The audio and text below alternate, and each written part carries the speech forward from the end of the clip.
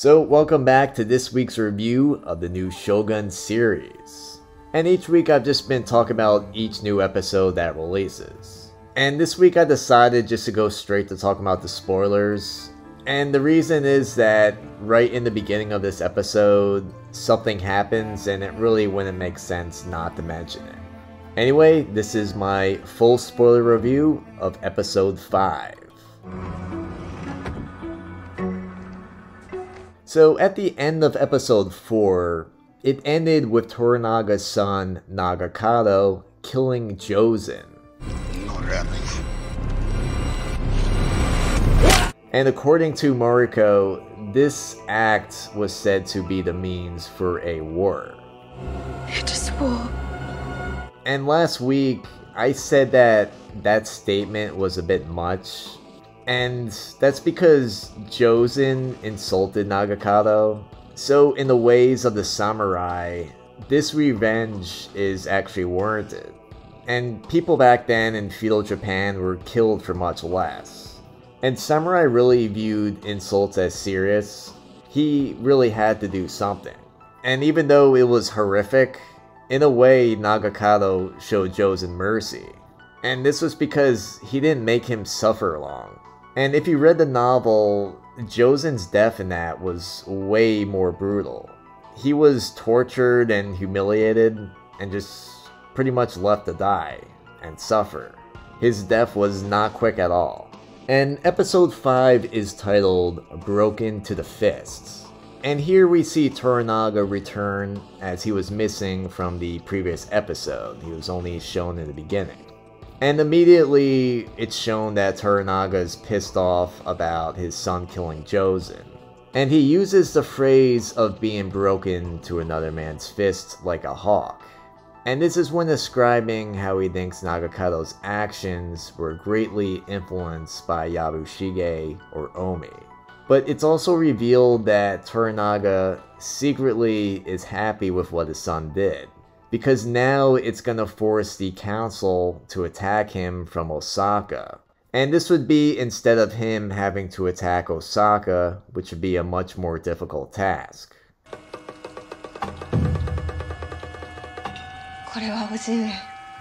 And right at the beginning of this episode, we find out that Lady Mariko's husband, Buntaro, comes back, and he survives. And this didn't surprise me or anyone who's read the novel, but also in one of the trailers it shows Buntaro shooting an arrow by Mariko's face. And we didn't get that scene yet, so in a way that spoiled him still being alive. So really you have to avoid trailers now if you don't want to be spoiled. But the last time we saw Buntaro, he was outnumbered by Ishido's soldiers back in Osaka. And he really must be some kind of a badass to survive that. I just picture him mowing through city guards like it was Dynasty Warriors. Or I guess I should say Samurai Warriors. And it's funny because when he first died, I heard a lot of people saying that he was a hero. But all of us book readers were just thinking, yeah, he's gonna be letting you down real fast. And Mariko's expression at this was pretty priceless. She did not look happy, and that's because, as we find out, in addition to being a very brave and skilled warrior, he's also an emotionally and physically abusive husband. And things pretty much start off bad. Buntaro is not happy about having to share his house and wife with a barbarian. And also we know what he would do if he found out about the love connection between John and Mariko. But Buntaro's hatred for John is easy enough to understand. But his hatred for Mariko has a much deeper meaning. And in this episode we finally find out. Mariko's coming! And after just a display of drunken target practice with arrows, and for some reason, Buntaro decides to shoot his arrows right next to Mariko's face. And this must be a normal practice because Mariko trusts him enough not to move an inch. And lucky for Mariko, all the arrows are shot with pristine accuracy. And all of them go through the same hole. And I was expecting it to look like a cartoon where you see the arrow and then another arrow comes and splits that one in half. I always wondered if that could happen in real life. Probably not. But it's also pretty insane that he has accuracy like that, also considering that he's drunk. And this leads us into my weekly complaint about Mariko. I would advise against speaking out of turn. And once again, they don't do a good job of Mariko's portrayal. For one, she annoyingly mistranslates everything that John is saying. What do you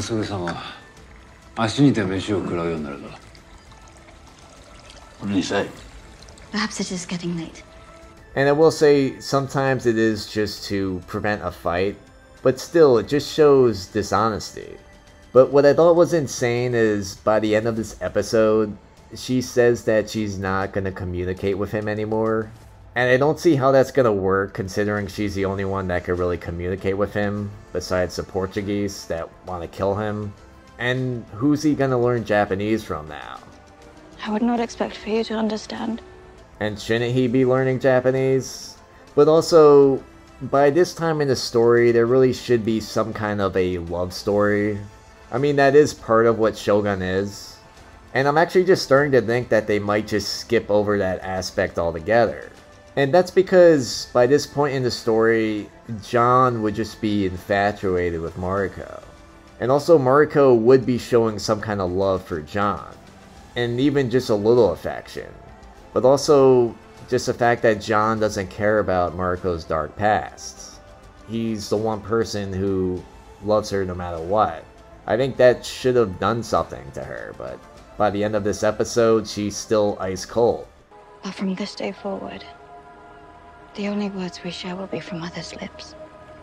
But anyway, this is the episode that we finally find out about Mariko's dark past. And it's that her father is a famous assassin that killed the late Lord. And he killed him for the sake of the realm. Apparently, he was a very evil man. And if you've ever seen 13 Assassins, he was a lot like that Lord, just very sadistic. But even though he did a great justice, this is still the worst thing that someone can do. And as punishment for being an assassin, her father was made to kill Mariko's entire family. And he was made to execute them one by one himself. And this was before he was allowed to commit seppuku. And Mariko's wish was really to commit suicide. But Buntaro, being her husband, ordered her to live. And this part wasn't mentioned, but in the book, he also banishes her to this very cold part of Japan for 8 years. And we did see a brief image of this last episode. We saw her in the snow. But because of this, Mariko swore to never show any affection to her husband ever again. And it really makes you think if Buntaro actually loves her. Is he just trying to torture her? Or did he really just want to save her? And just to John, he can't fully understand the concept of the Eightfold Fence. And to him, it sounds like just a miserable existence. And to be fair, Mariko has given John little reason to believe otherwise. Oh, forgive me, but you'd die to avenge your father. You'd live in anguish. To spite your husband, which is it? What becomes of you? And he has a point. Does she not crave the freedom of self that John and other Englishmen enjoy? It is you who is imprisoned. If freedom is all you ever live for, you will never be free of yourself. And by the time they have this bitter conversation, John has come to regret what he perceives to be Japan's absence of freedom. And in an attempt to capture the flavors of home, he allows a pheasant to rot outside of his house. For a few days to mature, maybe a week, depending on the weather. And I don't know if this is actually how they used to prepare pheasant back then, but I think it's kind of crazy just to leave it out that long and just have like flies all over it. But I like how throughout the episode it just keeps going back to that rotting pheasant. And at first it's kind of played up for laughs. But then we keep seeing how it's starting to really bother the villagers. and we could just tell that something bad is gonna happen with it. And John can't communicate this to Lady Fuji without Mariko around to translate. And this unfortunately turns fatal. And this is because John accidentally gives the villagers an order that anyone who touches the pheasant in defiance of his wishes will die. Sawatara Shinu. And because he's Hanamoto, the servants have no choice but to take his words. But they also have no choice but to remove anything that upsets the harmony of the village. And apparently a stinking bird does that. And it ends up falling to John's favorite employee. And this is the old gardener. And he's the one that has to get rid of the bird. And then because of that, he has to kill himself for disobeying the Hanamoto. And I like how in this series they made John more horrified and upset about this. You put that old man to death over a stinking, God-cursed pheasant. The 1980 version always made me laugh. Richard Chamberlain's reaction to this is just priceless. You killed that old man for a God-cursed stinking bird?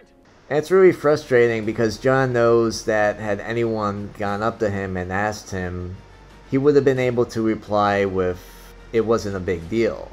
But instead, an innocent man had to die for nothing.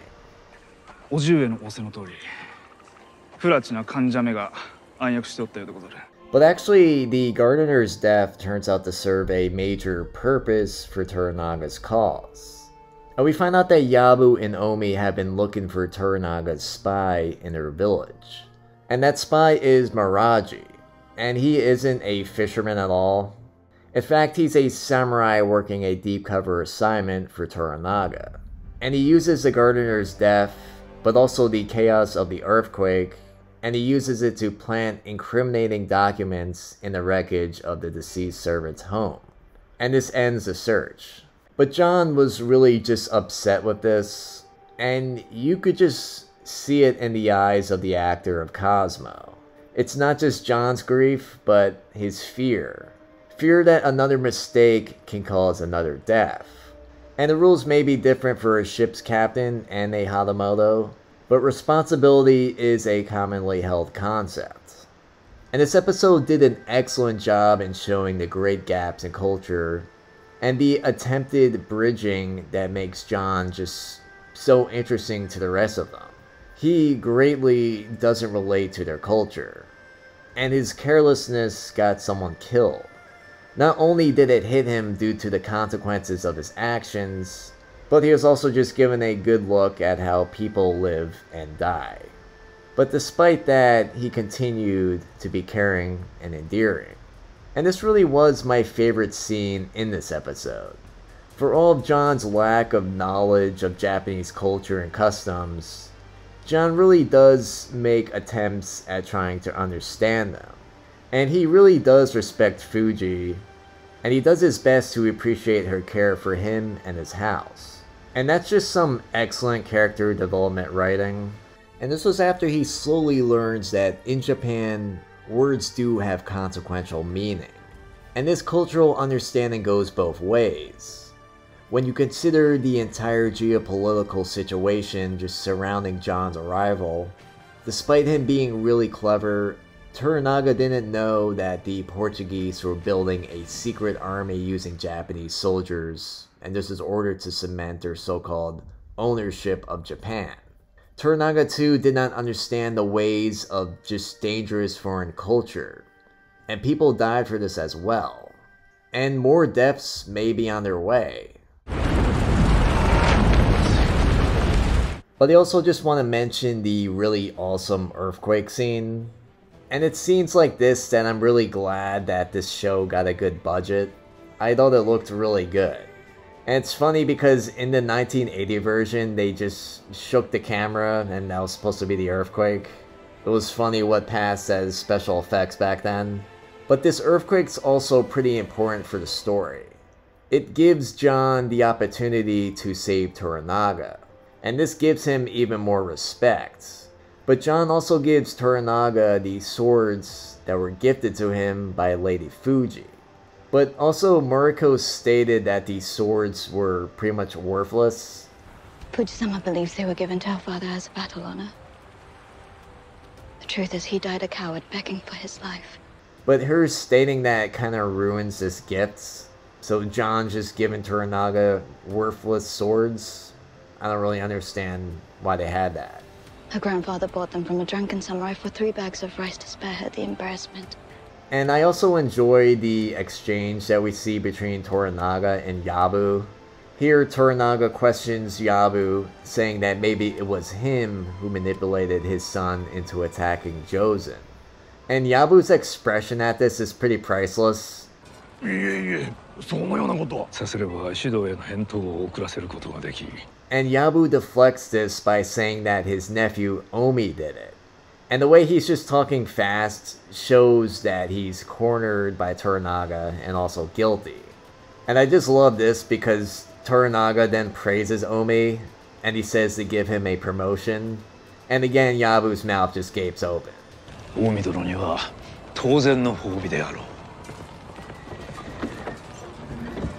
Anyway, I always love Yabushige. He's one of the best actors in this show.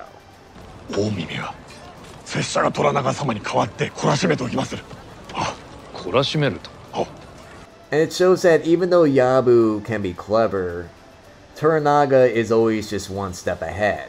And he will just retain that control in case he ever tries to double cross him. And in the novel, Mariko states that no one is wiser than Toranaga. And I thought Sanada just did a really great job this week. I thought he really portrayed Toranaga as just being clever and powerful.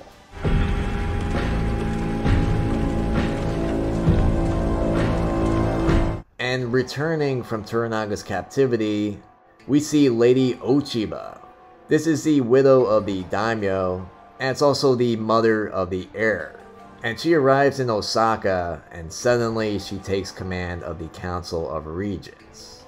And with this one maneuver, she declares herself as a more formidable opponent than even Lord Ishiro.